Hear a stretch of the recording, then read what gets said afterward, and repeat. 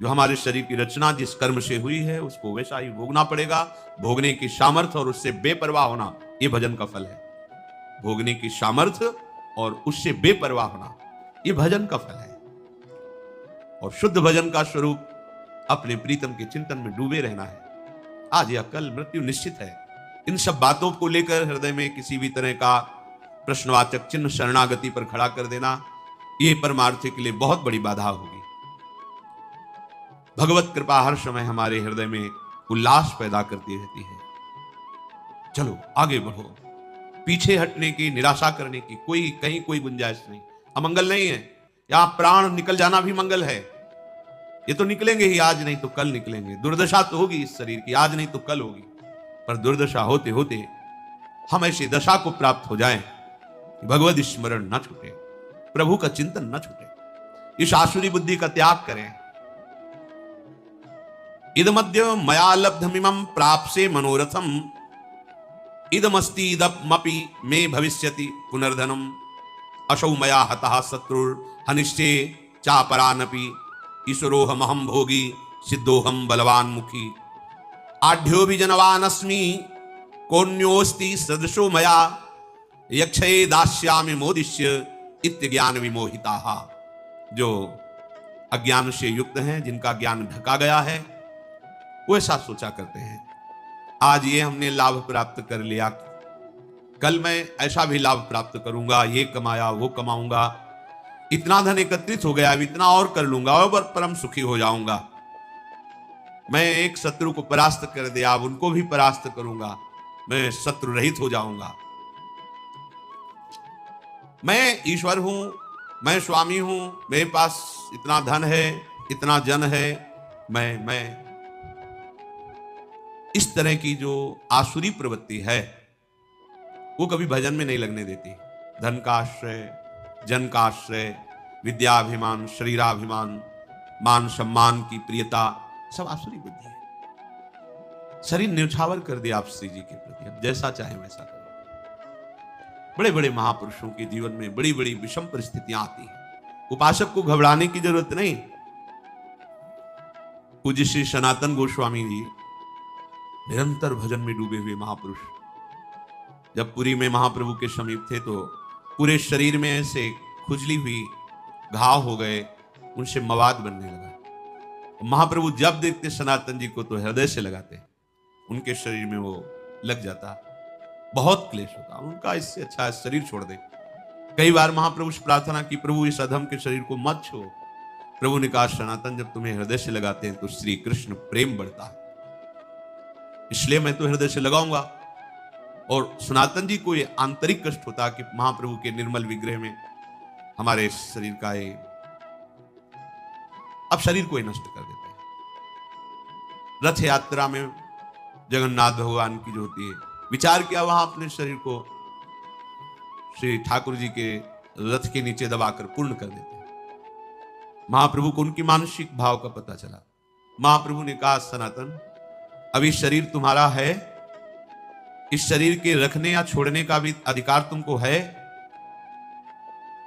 उनका प्रभु ये तो आपको समर्पित, फिर आप ऐसा कैसे सोच सकते हैं? जब आपका अधिकार ही नहीं है, आप शरणागत है, आपने तन मन प्राण समर्पित कर दिए हैं, फिर आपको ऐसा सोचने का अधिकार नहीं है। प्रभु बहुत दुख होता है जब आप आलिंगन करते हैं तो आपके ऐसे दिव्य कंचन वर्ण शरीर में वो हमारे घावों का हमें बर्दाश्त नहीं होता। दौड़कर महाप्रभु ने हृदय से लगाया, तत्काल दिव्य शरीर वो सब खत्म। बड़े बड़े महापुरुषों को शारीरिक व्याधियां, सामाजिक विपत्तियां, ये सब आती है।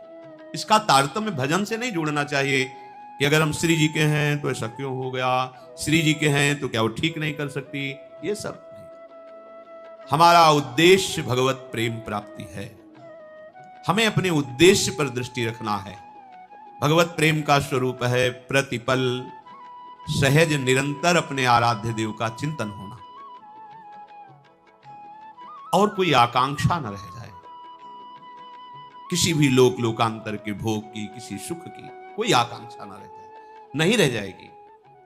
बड़े बड़े सिद्ध महापुरुषों को यही अपने वृंदावन ब्रज क्षेत्र में महामहिम श्री पंडित बाबाजी महाराज, पंडित रामकृष्ण जी महाराज, ऐसे महापुरुष जो बाल्यावस्था में ही भगवान के साथ कंचा गोली खेलते थे, गोविंद देव जी के साथ। एक भंडारा किया तो संतों के पास अर्थ आ जाता है, तो संत सेवा में लगता है, ठाकुर सेवा में लगता है। संत सेवा हुई, शाम के कुछ ऐसे जन पधारे जो स्वभाव में आसुरी प्रवृत्ति रखते थे। कहा बाबा खीर पुआ बटा हमको भी खवाओ। भैया वो तो मध्याह्न में राजभोग लगा, बट गया, अब तो है नहीं। लाठी से प्रहार किया, खोपड़ी फूट गई, रक्त स्राव होने लगा, और वो कुटिया में गए तो उन्हें कुछ मिला नहीं, तो वही अपने गमछे से फिर पट्टी बांधी। इतने बड़े महापुरुष जो बाल्यावस्था से भगवत साक्षात्कार किए, सिद्ध महापुरुष, इसका कोई महत्व नहीं है। किसी ने पीट दिया, किसी ने गाली दे दिया, कोई विपत्ति आ गई, कोई रोग आ गया तो बोले इनका भजन लघु है, इनके भजन में ताकत नहीं है क्या? नहीं, जिसने मारा था वो भस्म हो जाना। अभी साधुता समझते क्या हो? ये नहीं, मार्ग को समझिए, नहीं तो माया का कार्य है संशय और अविश्वास पैदा कर देना। संशय और अविश्वास ये जीवन का सबसे बड़ा संकट है, जो अनंत जन्मों के लिए बीज बो दिया भगवत विमुख होने का। इसलिए कभी संशय नहीं, कभी अविश्वास नहीं, जैसी भी परिस्थिति बढ़ते चलो, आगे आगे बढ़ना है। अमंगल शब्द है ही नहीं, विश्वास कर लीजिए। कितने हम आपको चरित्र बताएं महापुरुषों के, जिनकी निरंतर भगवदाकार स्थिति है, ब्रह्माकार स्थिति, हमने उनके दर्शन किए। बरगदिया बाबा नाम के गांव में क्या होता है कि जैसे जो प्रधान वृत्ति होती है उसी में संत का नाम रख दिया जाता है। तो बरगद के वृक्ष के नीचे ही रहते थे, गंगा किनारे, तो उनको बरगदिया बाबा कहते थे। जैसे एक संत भगवान आजीवन केवल सतुआ ही पाए, तो सतुआ बाबा उनको कह दिए। एक संत भगवान थे कि जो भी आवे कितना बड़ा करवा रखते थे, पंजीरी देते, उन पंजीरी बाबा कह दिए। संत लोग, संत जनों के नाम गांव के लोग अलग रख देते, गुरुजन नाम रखते हो अलग होता है, संतो बरगदिया बाबा उन्हें कहते थे। उनके पैर में जरा सा ऐसे खत हुआ, फिर सड़न शुरू हुई, पूरा पैर मवाद से। कोई भी जाता बाबा दवा, ऐसा नहीं, कीड़े पड़ गए। बाबा कीड़े पड़ गए हैं इनके, नहीं, उनका भी प्रारब्ध, खाने दो। चेहरा प्रसन्न, हर समय ब्रह्माकार वृत्ति, शरीर से निष्प्रिय। ब्रह्माकार वृत्ति अर्थात साक्षात ब्रह्म रूप, और शरीर पैर में कीड़े पड़े हुए।